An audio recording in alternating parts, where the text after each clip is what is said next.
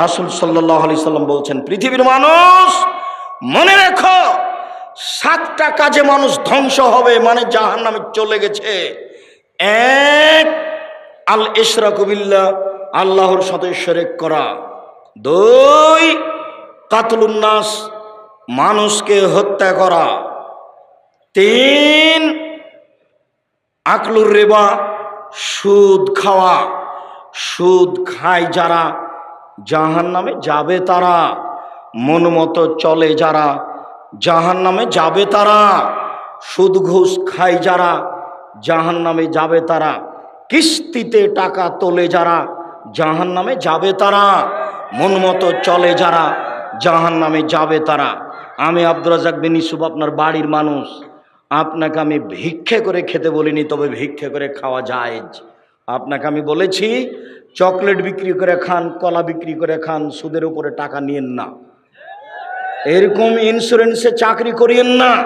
এদেশের মাটিতে এমন কোনো এনজিও নাই যেখানে চাকরি জায়েজ, সব সুদের সাথে জড়িত। এদেশের মাটিতে এমন কোনো ব্যাংকিং ব্যবস্থা নেই যেটা সুদমুক্ত, যেখানে চাকরি জায়েজ। ব্যাংকে টাকা রাখা আর স্বেচ্ছায় চাকরি করা দুটো এক নয়। কথার 19-20 হওয়া খুব কঠিন আছে। কথা ফেরত নিতে হবে না সহজে। ভিক্ষা করে খাওয়া ভালো, শ্বশুরের কাছে যৌতুক নেওয়া ভালো নয়। ভিক্ষা করে খাওয়া ভালো, কিস্তিতে টাকা তোলা ভালো নয়। ভিক্ষা করে খাওয়া ভালো, সুদ খাওয়া ভালো নয়। সুদ চিরদিনের জন্য জঘন্য, নিকৃষ্ট, নেক্কারজনক কাজ, যার ফলাফল জাহান্নাম। সুদ যে খায় সে একদিন ভিক্ষুক হবেই হবে। যে সুদ খায় তাকে একদিন না একদিন ভিক্ষুক হতেই হবে। হয় সে হবে, না হয় তার ছেলে হবে, ভিক্ষুক হতেই হবে। সুদের পরিণাম নিঃস্ব। সম্মানিত দিনী ভাই বোন, রাসূল সাল্লাল্লাহু আলাইহি সাল্লাম বলেন 7টি কাজে মানুষ ধ্বংস হবে, জাহান্নামে যাবে। তার 3 নম্বর হলো সুদ খাওয়া। 4 নম্বর হচ্ছে আকলু মালিল ইয়াতীম, এতিমের মাল খেয়ে নেওয়া। 5 নম্বর হচ্ছে আত-তাওয়াল্লি আনিজ জাহাদ, যুদ্ধের মাঠ থেকে পালিয়ে যাওয়া। 6 নম্বর হচ্ছে কাজফুল মুহসানাতিল মুমিনাতিল গাফিলাত, ভালো মানুষের উপরে অপবাদ দেওয়া, ভালো মহিলার উপরে অপবাদ দেওয়া। দলীয় কৌশলে, দলীয় ক্ষমতায় দাঙ্গাবাজি করে, ক্ষমতা দেখিয়ে, দাপট দেখিয়ে, স্বৈরাচারী, স্বেচ্ছাচারী, বদমেজাজি দলীয় দাপট দিয়ে একটা নিঃস্ব মানুষের উপরে বদনাম চাপিয়ে তাকে জাতির সামনে অপমান করেছে। বেটা, ক্ষমতা দেখে কয়দিন বাঁচতে চাও তুমি? ফেরাউন ডুবে গেছে।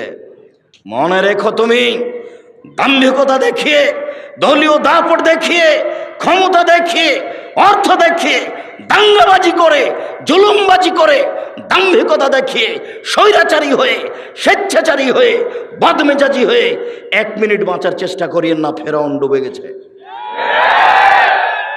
আপনারও নৌকা ডুবে গেছে, নৌকা উঠবে না বলে রাখলাম আপনাকে।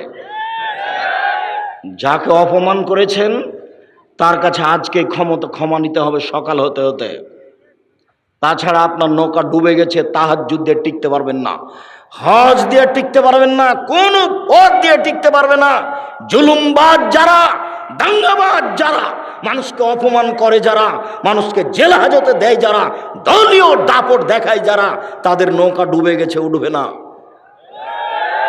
নৌকা মহানন্দা নদীতে ডুবেনি, সাগরে ডুবে গেছে, যেখান থেকে উঠানো যাবে না। একটাই পথ, যার সাথে অন্যায় হয়েছে তার হাত ধরে ক্ষমা নিতে হবে। 1 থাপ্পড় রিকশাওয়ালাকে মেরে আপনি জান্নাত কিনতে পারবেন না তাহাজ্জুদ পড়ে। রিকশাওয়ালাকে থাপ্পড় মেরে, নিরীহ মানুষকে অপমান করে তাহাজ্জুদ পড়ে আপনি জান্নাত কিনতে পারবেন না, অসম্ভব। বিচারের মাঠে যখন বিচার আল্লাহ শুরু করবেন, তখন বিচারের সূচনাতেই তিনি বলবেন, আল ইয়াউমা লা তামলিকু নাফসুন লিনাফসিন শাইআ, আজ কোন মানুষ কোন মানুষের কোনো উপকার করতে পারবে না। একচ্ছত্র মালিকানা আমার। আইনাল জব্বার, আইনাল মুতাকাব্বির, আনা মালিকুল আমলাক। স্বৈরাচারী, স্বেচ্ছাচারী, বদমেজাজি, অহংকারী